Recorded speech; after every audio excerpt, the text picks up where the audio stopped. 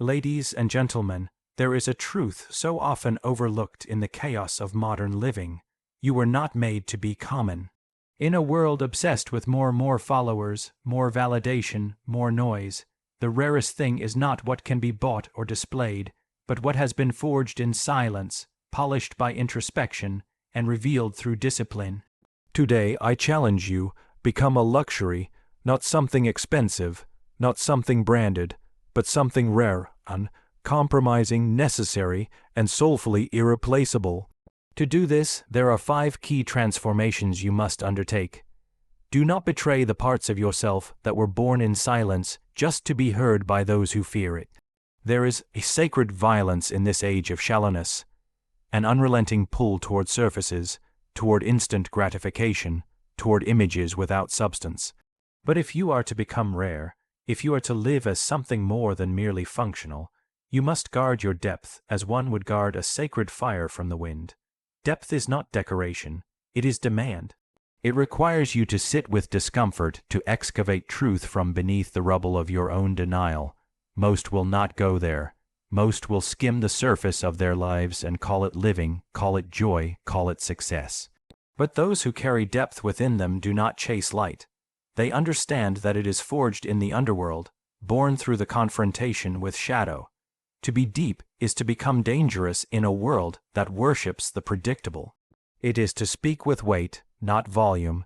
It is to be misunderstood, even feared, because your silence mirrors the noise others cannot escape. But you must resist the urge to make yourself simple, to translate your complexity into palatable pieces for those who do not wish to understand. Not everyone deserves access to your inner temple. Not everyone can breathe at your altitude. You must build boundaries around your soul, not as walls, but as thresholds. Thresholds that require presence, intention, and reverence. Do not allow the casual to enter your sacred. Your depth is not a marketplace. It is a monastery. Only those who remove their shoes and their ego may come in. And yes, there will be loneliness in this guarding. But it is the loneliness of elevation, not exile. It is the silence of a mountain, not the absence of life. In this stillness you will find clarity. In this solitude you will find self. You will become your own witness, and in doing so, you will no longer need the world to validate your worth. So when others rush to be seen, you remain rooted in what is unseen. When the world screams for reaction, you respond with intention. You do not shrink to fit the shallow. You remain vast, mysterious, unshakable. Because the soul, when fully awakened, is not loud. It is profound, and the rarest luxury of all is a person who has guarded their depth in a world that begged them to stay shallow. Desire, left unchecked, becomes a tyrant, disguised as freedom, but in truth, a captor. You must understand that the raw impulse to want, to reach, to consume, is not inherently noble. It is merely primitive. And if you wish to become rare, if you wish to refine your soul into something extraordinary, you must discipline your desires with the same reverence that a sculptor holds for his chisel. The world will not teach you to restrain yourself. It will praise your appetites even as they devour your purpose. You will be told that wanting is power, that indulgence is self, love, that restraint is repression. But the deepest truths are paradoxes.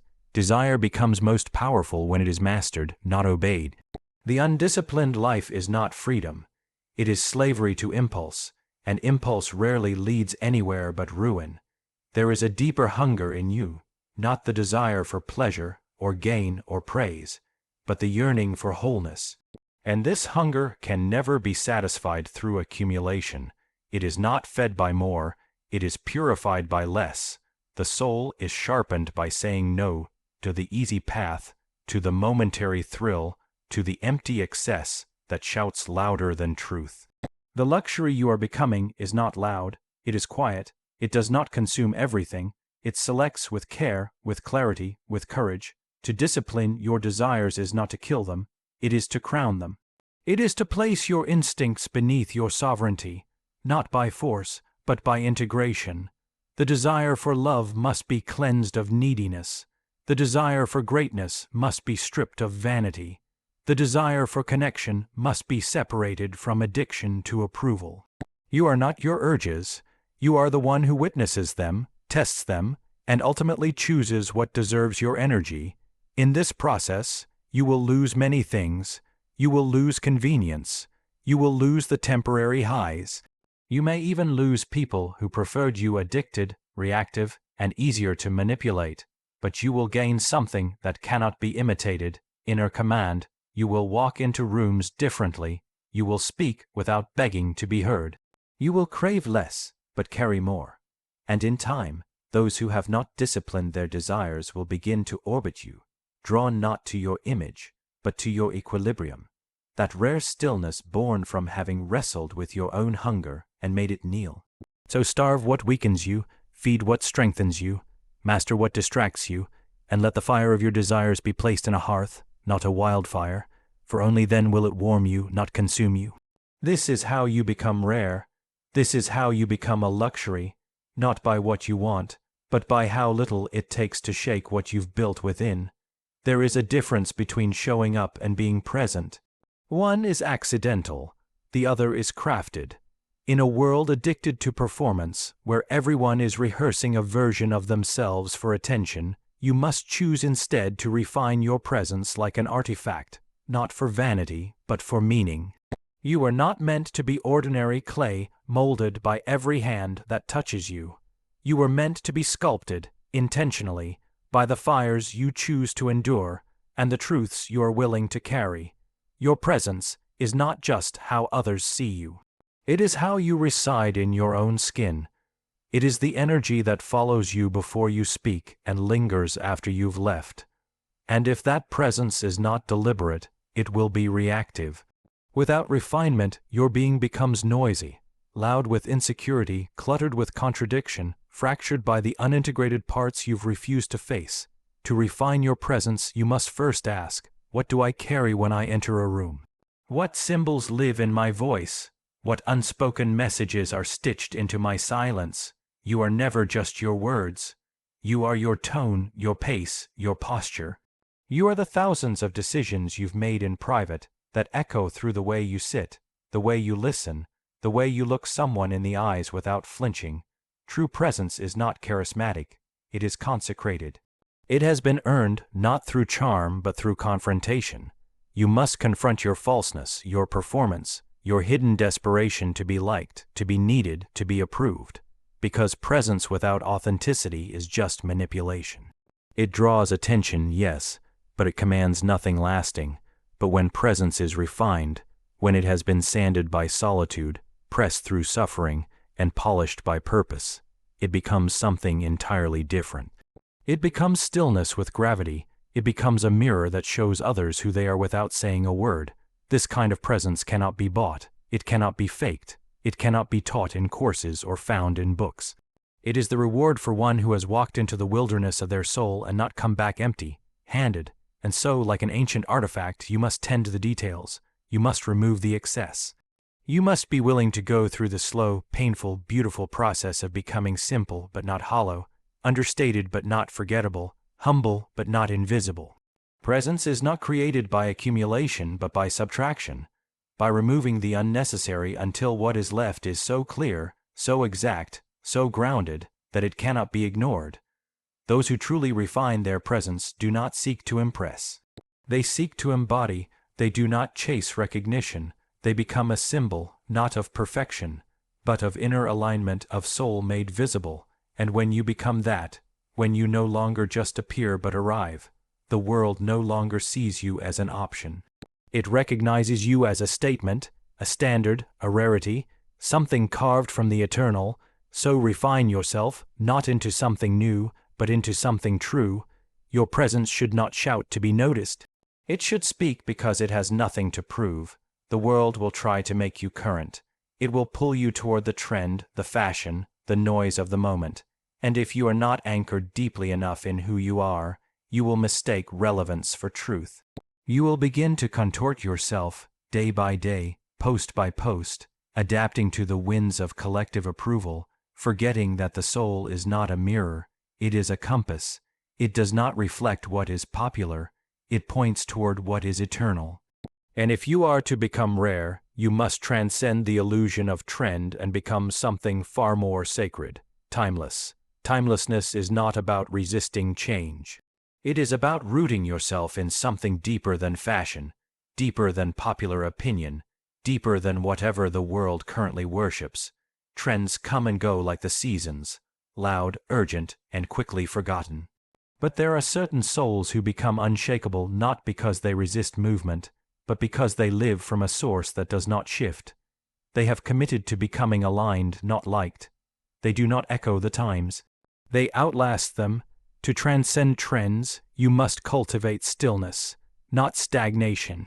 Stillness, the kind of inner calm that allows you to observe the world without being absorbed by it.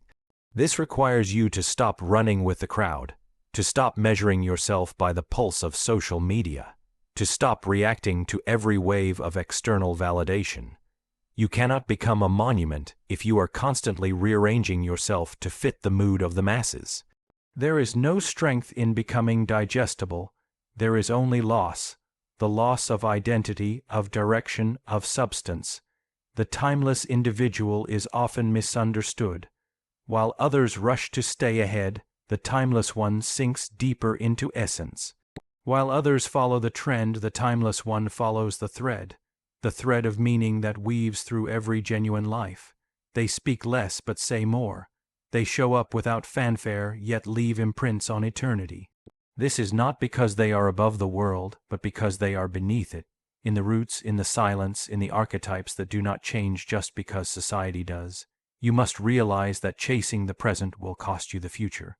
Every time you abandon what is sacred within you to fit a temporary mold, you sever a connection with your deeper nature. And what is more devastating than success built on a version of yourself you no longer recognize? But when you choose timelessness, you begin to live according to a different measure, not the applause of now, but the echo of the eternal. You build your character like cathedrals were built, lowly, deliberately, and with a reverence for the invisible.